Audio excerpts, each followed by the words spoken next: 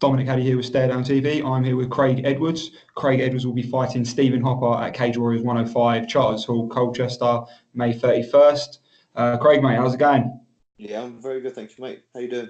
Yeah, really good, mate. Thanks for coming back on to talk about this one. Last time we spoke, you were getting ready for the main event of Cage Warriors Academy 23. Where you fought Scott Butters. You finished the fight in 2 minutes of the first round with submission.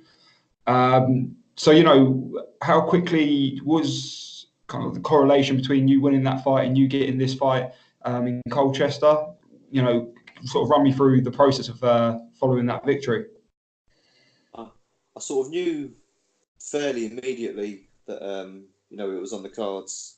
Like, having put in a good performance on that night, I knew that it was likely that I'd be on this show next weekend. So, it was in my mind and stuff. It was just having to get straight back in the gym. That was the thing. So, how much time did you take off? I sort of none really. I had like a sort of easier week or two, but I've not been out of the gym at all. Nice, mate. Well, fair enough that you're staying sharp. Sort of going over that fight in Cage Warriors. When we spoke, both you guys said you don't see it going out of the first round, but you both had a lot of respect for each other. Sort of recap me on that fight. Like, just run me through. Is that exactly how you thought the fight would go? Did you think it'd be a little bit more back and forth? Like, what were your thoughts on that fight?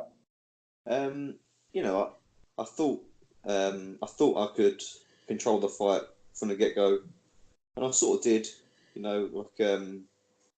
Scott's a real nice guy and stuff, and sort of put me off a little bit where, like, in the weigh-ins and stuff, like, he was really friendly, bought me some donuts. I was going to say, with the donuts thing, whose idea was that? That was a good one. Yeah, that was Scott. He bought those. Like, I was sort of trying to get in the zone, and he's asking me how work was, and I was like, "Fuck's sake, stop being nice to me, leave me alone."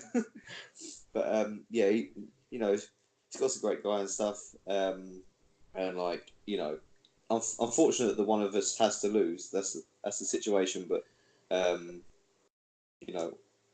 more unfortunate if that was me. So I'd rather it be him. Yeah, I completely agree. Scott, really lovely guy. When I chatted to him, really down to earth guy like yourself. When he sort of brought up you a donut, were you just like, what the fuck is going on here, or were you just sort of going with it? Like, I was quite excited. I like donuts.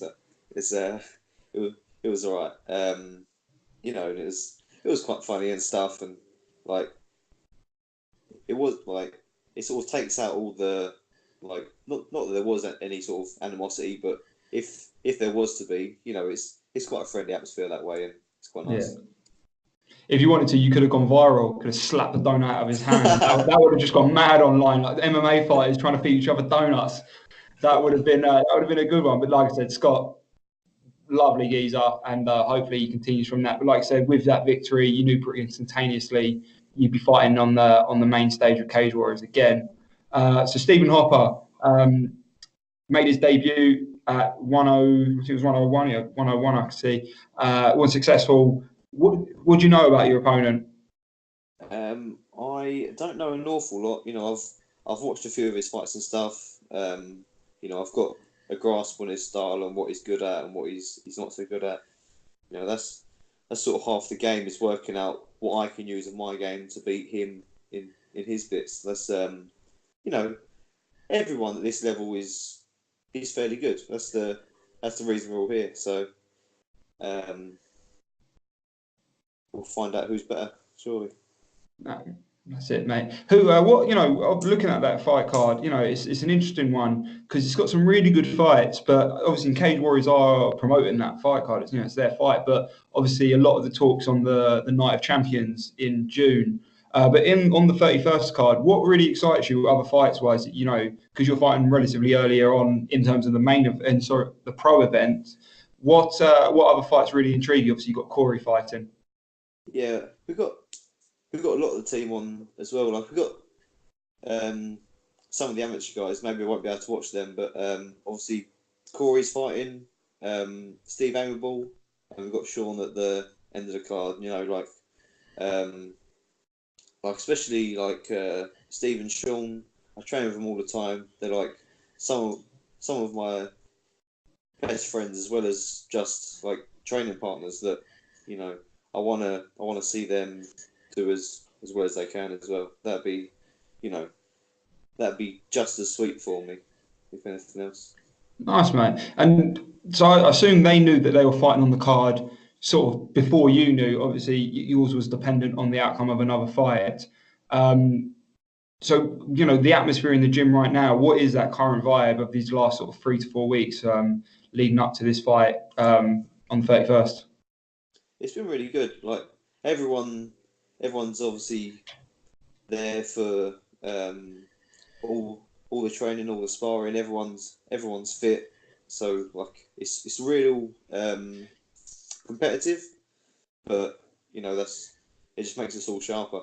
And you know, everyone's like ready now. Do you know what I mean? Like we're all good to go.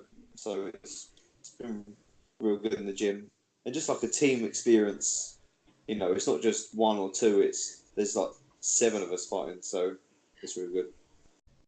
Nice, man. I can imagine that is, you know, at the end of the day, MMA is a singular sport, of course, you know, it's an individual sport, but yeah, it really is the people around you that push you on, and to have 7 of you fighting on the card, it's going to feel like, you know, you're taking over. So, and obviously it being local to you as well, it's going to be a good one. I did have one question. So obviously you fought on Cage Warriors, then you fought on Cage Warriors Academy, and now you're back on Cage Warriors.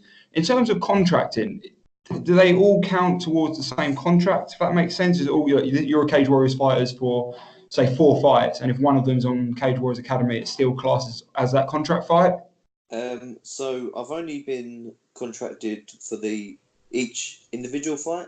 per fight. So Yeah, yeah, so I've not had more than like anything more than this. But obviously, if I look good and stuff, and that's the aim. If I can get a bit of a deal that way, then happy days. Because you know, I feel like that's where I belong. You know, on the bigger shows, and I want to have a bigger audience and fight the better people.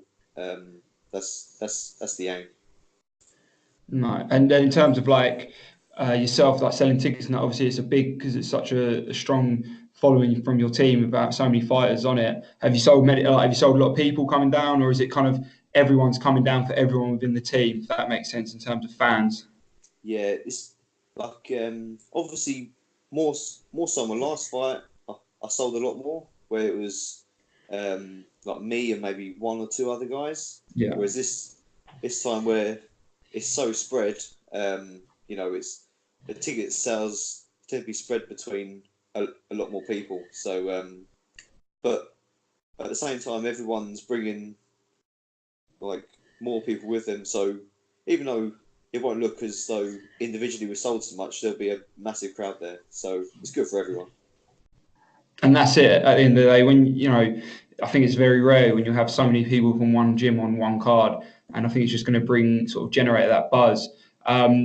You yourself, then, with in terms of your fight, last time you were able to sort of give a breakdown of Scott. Like I said, you really respect him. You had previous meetings with him. Have you ever met Stephen? No, I only heard about him a couple of weeks ago when the fight was sort of offered. You know, so I've done a little bit of my homework and stuff, but I think where he's from Manchester, he's been fighting on the shows sort of that way, like FCC and Golden Ticket and stuff. Like we hadn't sort of crossed paths or anything like that. And you think, obviously now he's making his way down, he's got a second opportunity in Cage Warriors.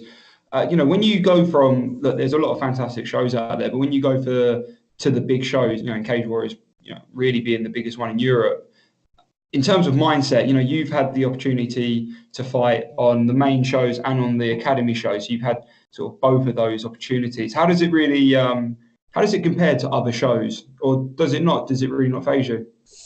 You know, I thought last time on the cage was my first time on that sort of show, and you know what,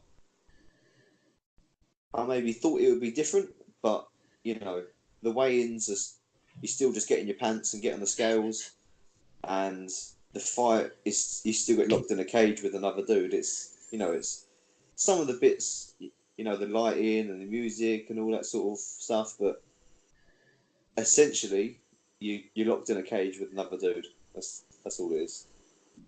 In terms of a crowd, do you know what the biggest crowd you've ever fought in front of? In terms of maybe not numbers, but what show was it? The main Cage Warriors, do you think, or could have been Cage Warriors Academy? I thought on none of them particularly bigger than the other, but yeah, I thought on like a Cage Warriors show. The Academy show is usually fairly busy. When I fought in Wales, even though they're all against me, that was pretty busy. Yeah. And I fought on a show in Manchester, the first Tanko show. That was heaving as well.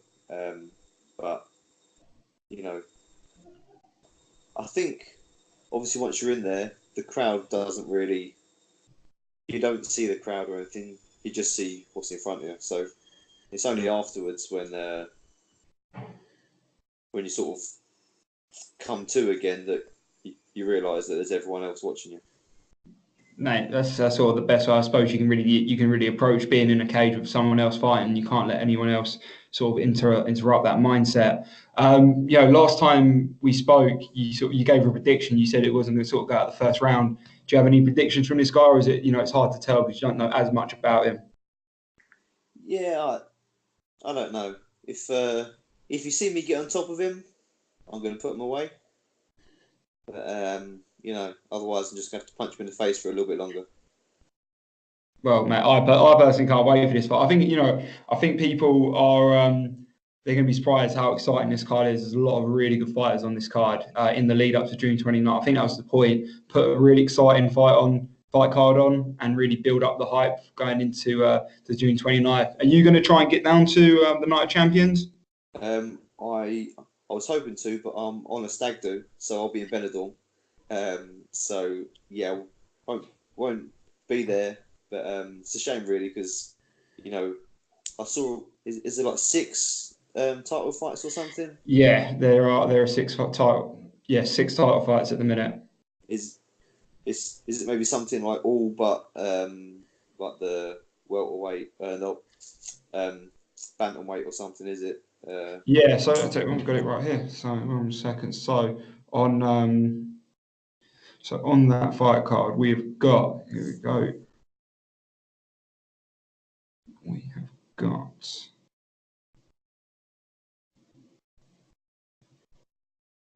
So I know Dean Truman's fighting.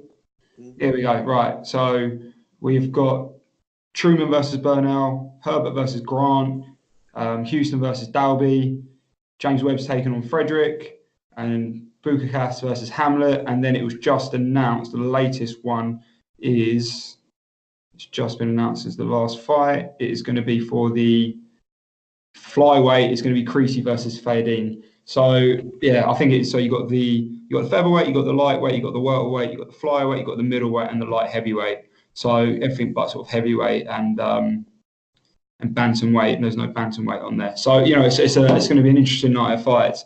But to be honest, mate, I reckon Benidorm will have more stories than that night. Yeah, let's hope so.